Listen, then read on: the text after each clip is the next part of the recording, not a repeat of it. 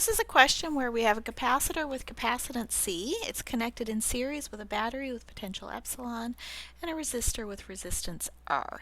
Circuit initially has an open switch and the capacitor is completely uncharged. At t equals 0, we close the switch. Find the expression for the charge Q on the capacitor plates as a function of time. And this is after we close the switch at t equals 0. So if we want to figure this out, let's apply Kirchhoff's potential law to this circuit. So let's draw a loop. Let's draw a loop that comes around in this fashion. Kirchhoff's potential law says that the potential of the battery plus the potential difference across the resistor plus the potential difference across the capacitor equals 0. Epsilon is the potential of the battery. Once we close the switch, current I is allowed to flow. Potential difference across the battery is a drop, so it's minus I times the resistance R. That comes from the Ohm's law.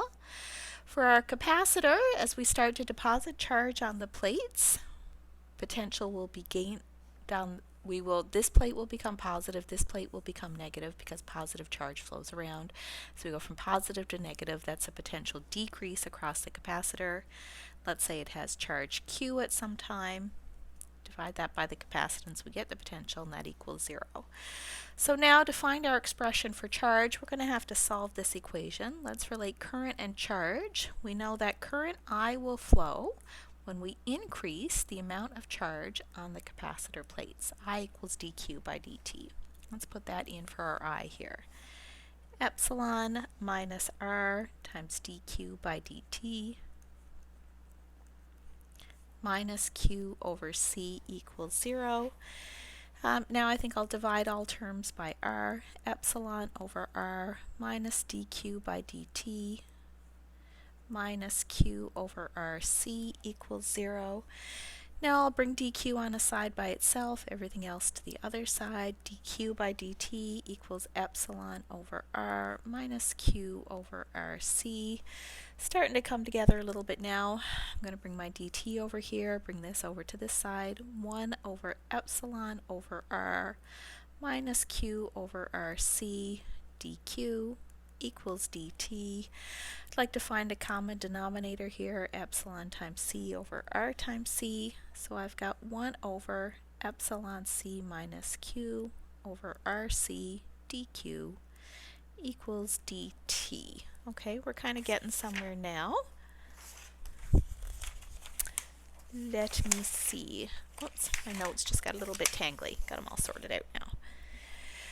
So on my next slide, I can bring my RC up into the numerator. RC over epsilon c minus q dq equals dt. I'm going to integrate both sides. For the limits of my integral, I'll start where my charge on the capacitor plate is equal to 0. I'll stop when it reaches some value that I'll call capital Q. I'll start my time at 0. I'll stop at some generic time t. So now I've got RC outside, that's just a constant. The integral of 1 over epsilon c is minus the natural log of epsilon c minus q. That's going to be evaluated at q and 0. The integral of dt is just t, evaluated at t and 0 is going to give us t. I'm going to divide both sides now by negative rc. That gives me the natural log of epsilon c minus q, evaluated at q and 0, equals minus t over rc. Put in the limits of my integral here. I've got the natural log of epsilon c minus my upper limit. Take away natural log of epsilon c minus 0 equals minus t over rc. When I subtract two logs, it's the same as dividing the arguments. Natural log of epsilon c minus q divided by epsilon c equals minus t over rc. We'd like to get rid of that natural log, so epsilon c minus q over epsilon c, whoops, I said c but I wrote q, equals e to the minus t over rc. At this point we might define rc as our time constant tau.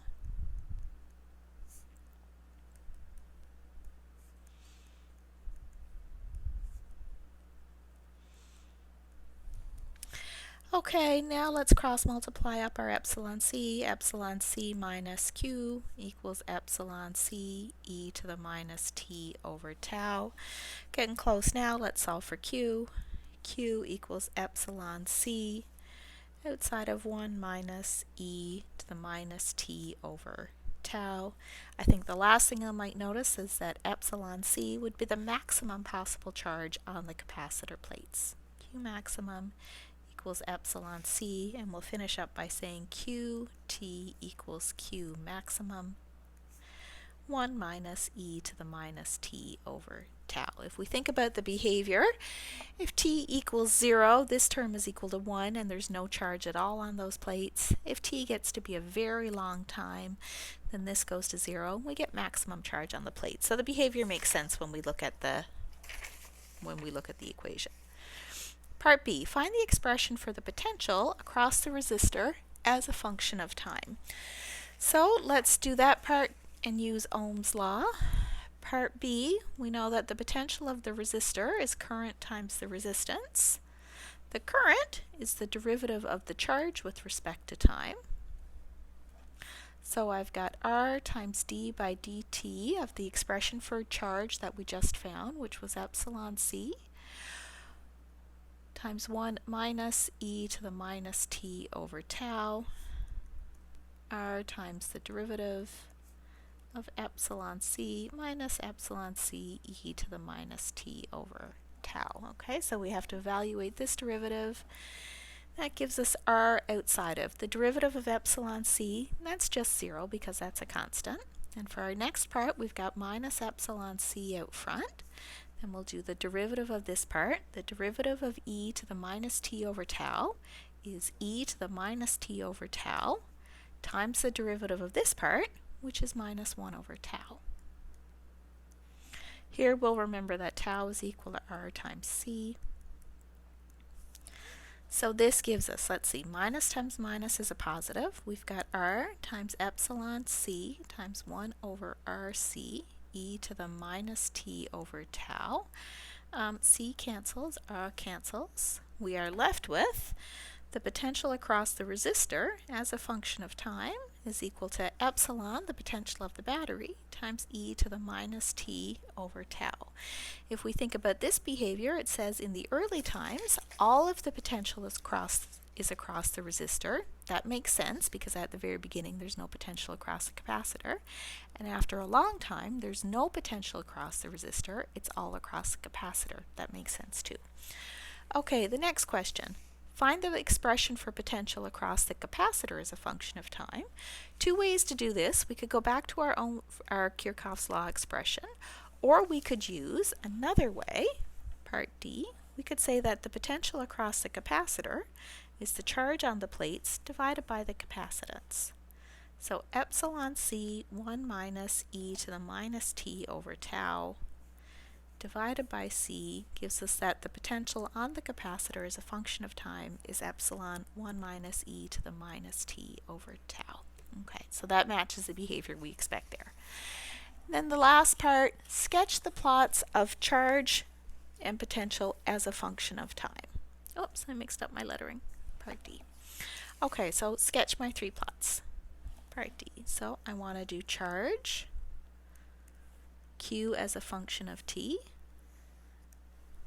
I want to do potential of the resistor as a function of t, and potential of the capacitor as a function of t. I know that my charge equation, Q equals Q maximum, 1 minus e to the minus t over tau. When t is equal to 0, charge is equal to 0. When t gets very big, our charge goes to a maximum value, Q max. And it goes up exponentially, kind of like this. Okay, and it gets close to the maximum value at about 5 tau. The potential of my resistor was epsilon e to the minus t over tau. That tells me that that potential starts at the maximum value of epsilon, then it dies off exponentially, getting to close to 0 at about 5 tau. And then my capacitor, I know that it has a potential epsilon 1 minus e over tau, epsilon times 1 minus e to the minus t over tau. That tells me that at the beginning the potential is 0, at the end it reaches its maximum of epsilon. It gets there exponentially, and it reaches the maximum at about 5 tau. Okay, so there's the graphs of each of those functions depending on time.